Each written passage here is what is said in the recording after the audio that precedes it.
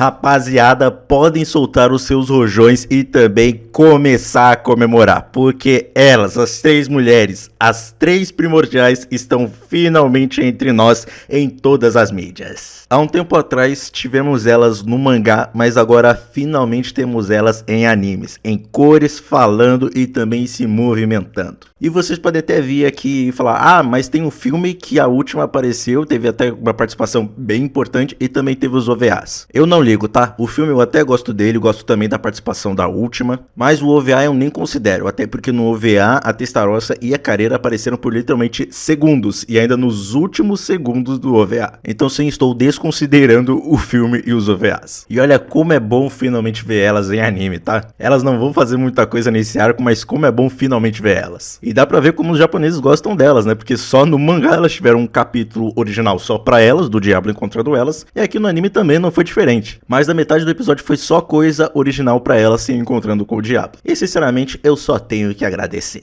Hoje eu vou trazer a review do episódio 14 da 4ª temporada de Slime, onde o Diablo acabou recrutando mais 3 primordiais pro Rimuru e mais um monte de demônio, assim formando uma nova equipe de Tempest. E meus amigos, o quanto que os leitores da novel vão estar gostando e muito desse episódio é brincadeira, então sem enrolação e bora começar com essa review.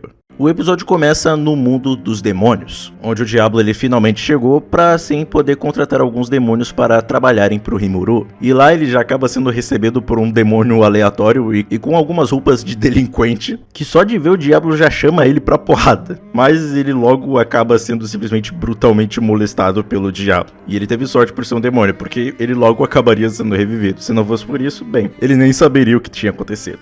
Então nós chegamos no primeiro demônio que o Diablo visita, e essa é a demônio primordial amarelo, que se chama Jaune. Lembrando que esses nomes que os primordiais são chamados, não significa que eles têm nome, tá? São meio que apelidos pelos quais eles são conhecidos. Mas então o Diablo já chega daquele jeito na Jaune, mostrando pra ela que ele tem um corpo e também um nome, algo que é simplesmente um sonho e também um dos maiores desejos para os demônios, e ele também acaba fazendo a proposta pra ela sobre ela se juntar ao Rimuru, para que assim ela também conseguisse um corpo. Mas ele fala daquele jeito pra ela, né? Fala que vai dar a honra pra ela conhecer o Rimuru e também acaba desprezando um pouquinho ela. O que acaba a irritando, e mesmo que ela soubesse que o Diablo tem um corpo e também um nome, o que já torna ele num patamar muito superior a ela não tem medo dele. Na verdade, isso é algo que mostra que os primordiais têm bastante comum. Mesmo que eles acabem enfrentando alguém bem superior a eles não vão abaixar a cabeça e ficar com medo. Mesmo que isso acabe resultando numa surra, como foi o caso da Jaune. Ela disparou uma magia na direção do Diablo, que não sentiu nada, e quando ela tentou de novo atacá-lo, ele simplesmente desativou. E de brinde ele ainda encheu ela de porrada e disse, fica aí pensando no que eu te falei, e aí eu vou voltar aqui pra te recrutar, beleza? O cara fez a Jaune de pano de chão mais do que ele fez com a Violet, e olha que a Violet ele nem tinha encostado. Na Jaune ele encheu ela de porrada.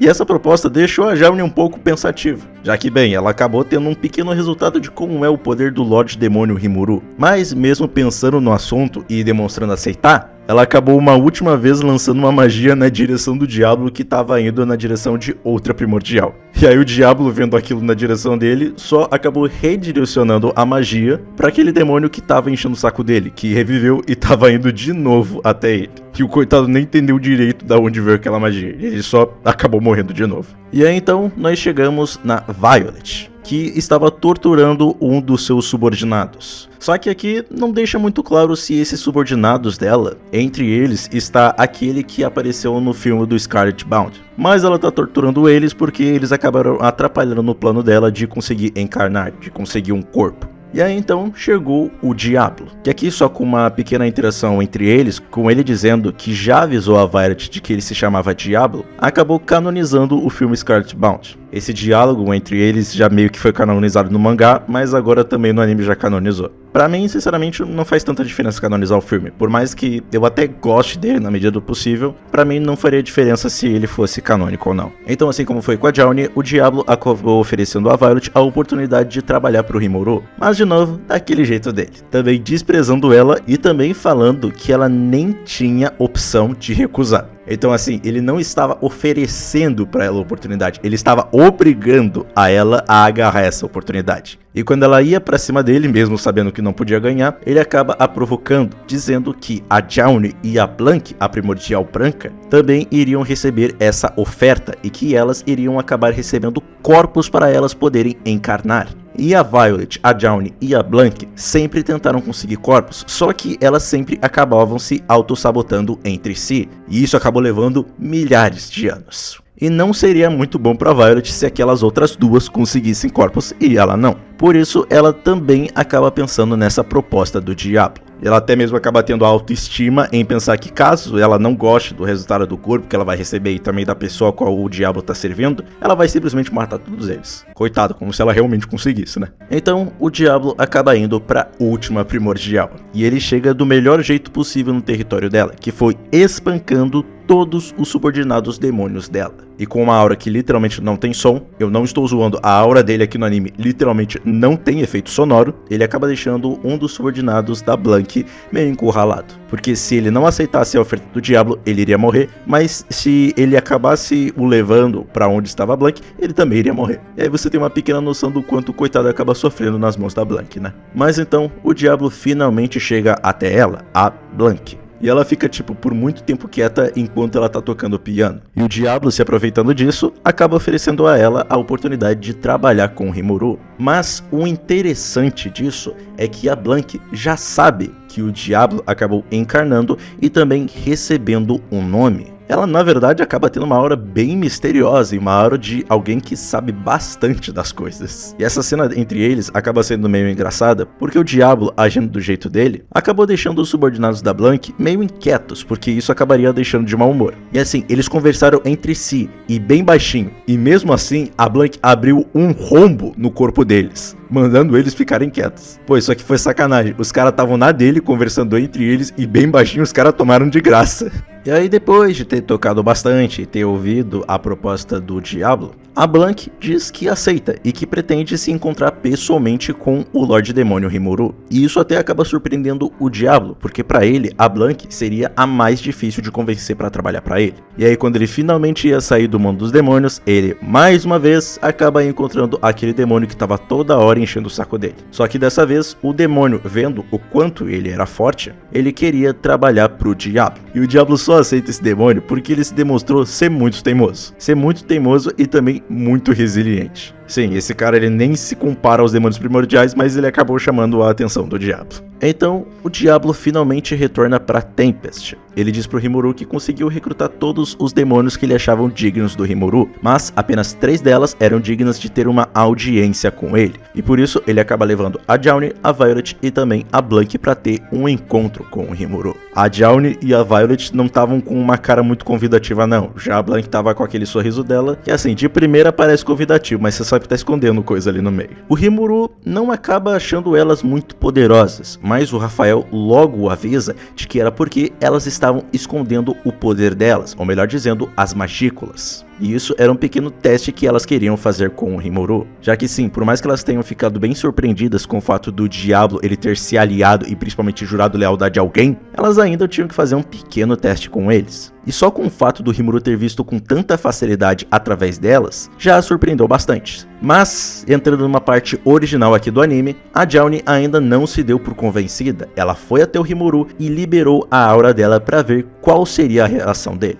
O Rimuru não se impressiona nem um pouco com a aura dela, e acaba respondendo na mesma moeda, também liberando a sua aura, que deixa tanto a Jaunie quanto as outras completamente surpresas. E só com aquela pequena demonstração, elas já decidiram ali mesmo que iriam jurar a lealdade a ele, com a Jaunie nem perdendo tempo em chamá-lo de meu mestre, e a Violet e a Blank também jurando lealdade a ele na mesma hora. Mas obviamente não seria só elas que iriam trabalhar agora para Tempest. Elas e também mais 700 ou 800 demônios também iriam trabalhar para Tempest. Inclusive, entre esses demônios, haviam subordinados que também eram arquidemônios, assim como elas. Então assim, esse exército aqui não era pouca coisa. Então, depois de ter trazido todos aqueles demônios do reino demoníaco, o Rimuru logo acaba preparando todos aqueles receptáculos que ele estava preparando por tanto tempo. Porém, para as três primordiais, elas teriam corpos especiais, e aqueles eram receptáculos ao qual o Veldora tinha colocado as magículas dele, o que acabou convertendo o material do receptáculo para oricalco. E aquele receptáculo, obviamente, além de ser muito bom porque tinha as magículas do Veldora,